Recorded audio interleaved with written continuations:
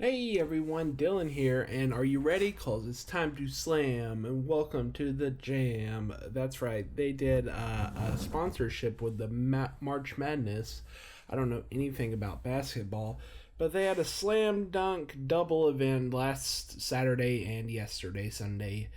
That being the 22nd and 23rd of March. So let's just kick into that review. Why not? Show starts off Saturdays, that is, with Adam Cole versus Daniel Garcia for the TNT title. It's a good match. They have a stellar back and forth that ends in about a 20-minute time limit draw. Adam Cole's about to hit the boom from the corner, but the bell rings and he crumbles to a pulp. But yeah, Daniel Garcia ends up winning the title, retaining the title due to a time limit draw. After the match, Garcia gets smug about it and they lip jack for a little bit, and that's how we end that segment.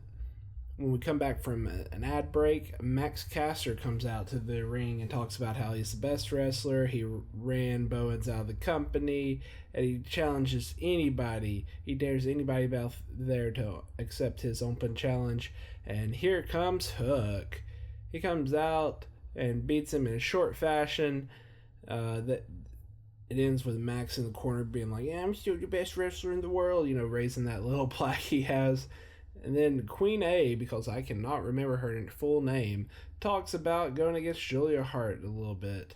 I think Serena Deeb, the professor, cuts her off and says that she's won because of her advice from last week. I guess she won last week. I haven't watched that show yet.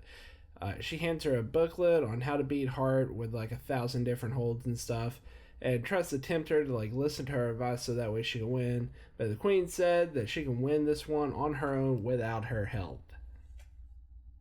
We then go to the match where, ironically, Julia Hart wins with a roll-up. She tries to hit the off with her head. I guess it's like she breaks her neck on the rope type of deal, but Julia rolls out of the way. She hits her knee off the rope and wins with a roll-up.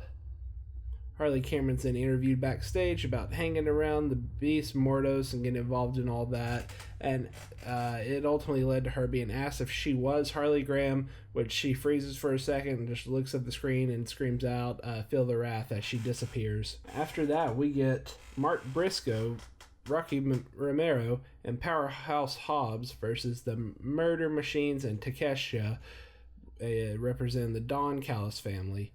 Takeshita ends up pulling out the win for Don Callus family. That was the main event for Saturday. And if I just ended it there, we got a 3-minute review for one show. That's shenanigans in my mind.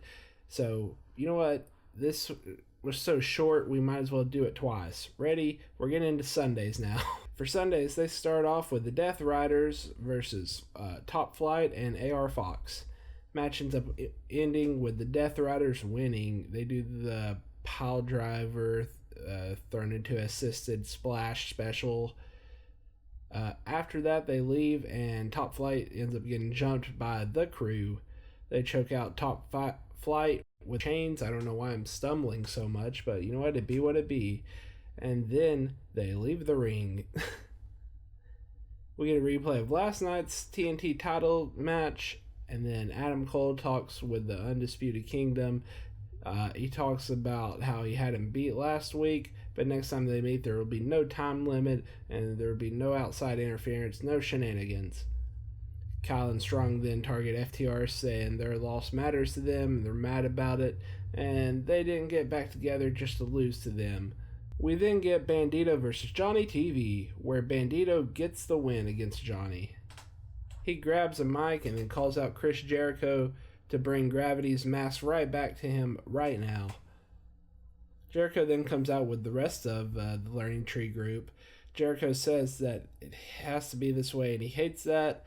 It reminds everybody that they can only take him for granted for so long, and only can take for him for so long until he starts taking back. He calls out Bandito's family, how they reacted to the demasking, and says that he's sorry he made his mother cry, but he had to teach him a lesson, and he can't have the mask back. He then puts on the mask, which is a sign of disrespect, and then asks Bandito what he's gonna do about it. Bandito responds by punching him right in the face and then taking out the rest of the Learning Tree as they try to fight him, but he's got reversals for him. He grabs his mask off of Jericho's head and walks up the ramp as he's holding up the mask in victory. We then get a Megan Bates promo about how great she is, basically. It's like a pre-package. Then we get Toni Storm saying that she's actually better and she's going to beat her at Dynasty. I almost just said literally every pay-per-view we've had this year except Dynasty. After that, Harley Cameron comes out to go one-on-one against Belmont, where Harley ends up getting the win. She goes on a commentary for Komander and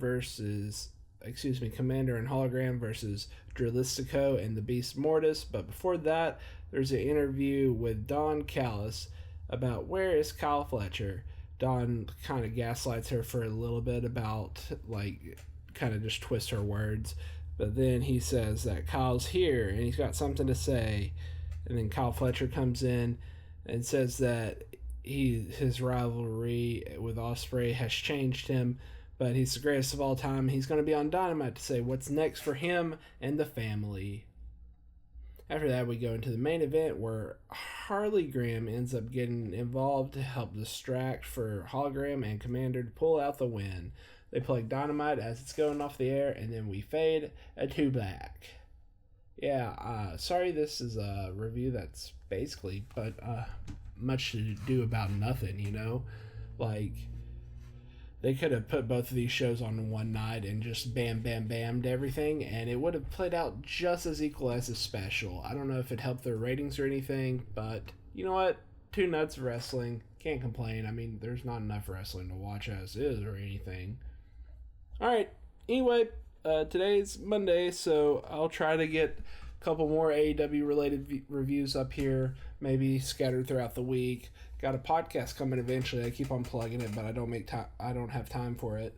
And then today's Monday, so who knows? Maybe you'll get an old Raw review. Maybe you'll get tomorrow's Raw review when it's done. I don't know. But the only thing I do know is I will see you later.